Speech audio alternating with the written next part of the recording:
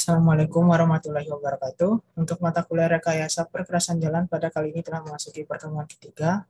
Nah, pada pertemuan ketiga kali ini akan dibahas mengenai umur rencana dari perkerasan jalan serta hal-hal yang perlu diketahui dalam pemilihan jenis perkerasan, baik itu perkerasan lentur maupun perkerasan kaku atau rigid.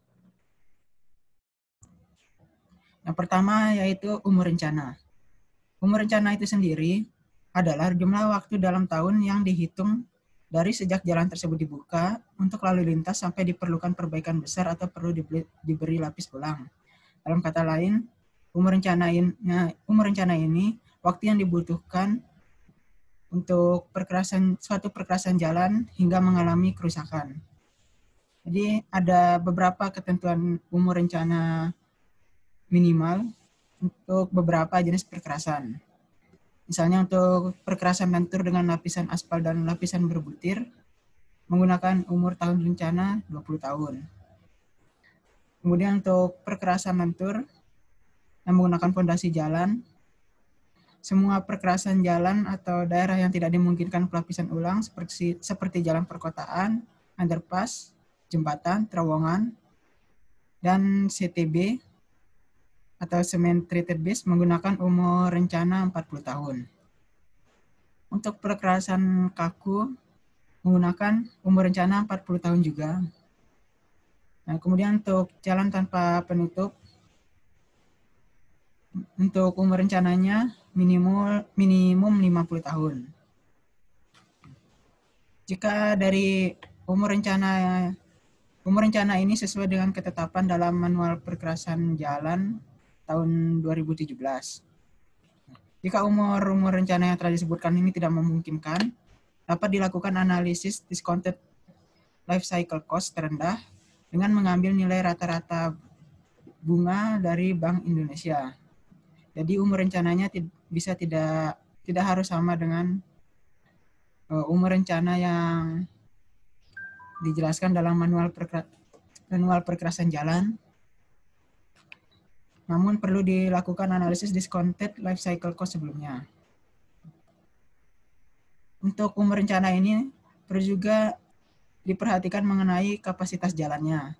Apakah umur rencana yang sudah ditetapkan ini untuk kedepannya apakah mampu menampung lalu lintas harian rata-rata? Karena lalu lintas harian rata-rata ini juga nantinya akan terus bertambah sehingga mempengaruhi dari kapasitas jalannya. Sehingga nanti bisa menyebabkan apakah jalannya mengalami beban berlebih atau perlu dilakukan pelebaran. Pembahasan yang selanjutnya yaitu pemilihan untuk jenis-jenis perkerasannya. Jadi dalam merencanakan sebuah struktur perkerasan jalan, selain menentukan umur rencana yang telah dijelaskan sebelumnya, maka perlu juga diperhatikan mengenai jenis perkerasan jalan yang akan digunakan. Apakah perkerasan jalan dengan aspal, beton, atau lapis penutup, dan lain-lain. Pemilihan jenis perkerasan akan bervariasi berdasarkan volume lalu lintas, umur rencana, dan kondisi pondasi jalannya. Perencana harus mempertimbangkan biaya terendah selama umur rencana, keterbatasan, dan kepraktisan pelaksanaan. Sehingga pemilihan alternatif desain berdasarkan manual ini harus berdasarkan pada discounted life cycle cost terendah yang telah dijelaskan sebelumnya.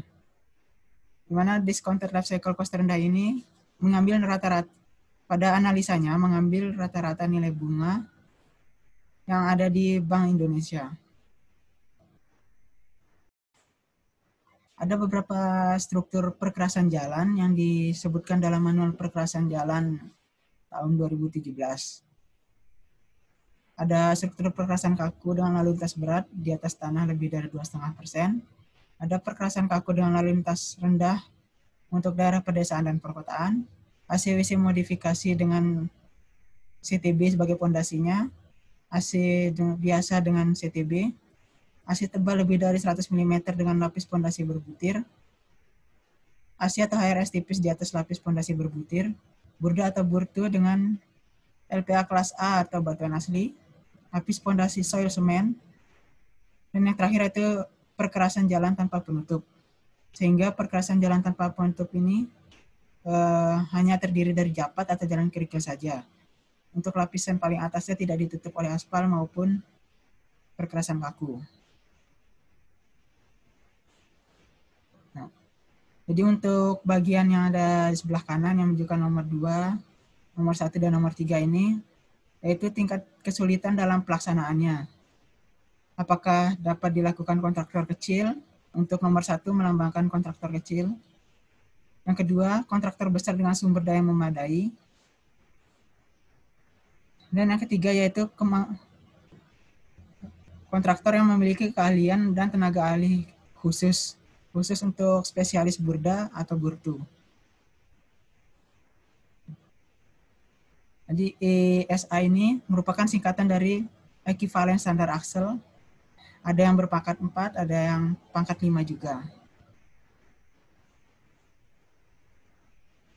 Nah, misalnya dapat dilihat pada struktur perkerasan AC tebal yang lebih dari 100 mm. Untuk ESA dalam 20 tahun berpangkat 4. Untuk ESA-nya lebih dari 4 juta hingga 10 juta. Dapat dilakukan kontraktor kecil dan kontraktor medium. Namun jika ESA atau ekivalen standar akselnya lebih dari 10 juta, maka untuk pelaksanaannya harus menggunakan kontraktor besar dengan sumber daya yang memadai.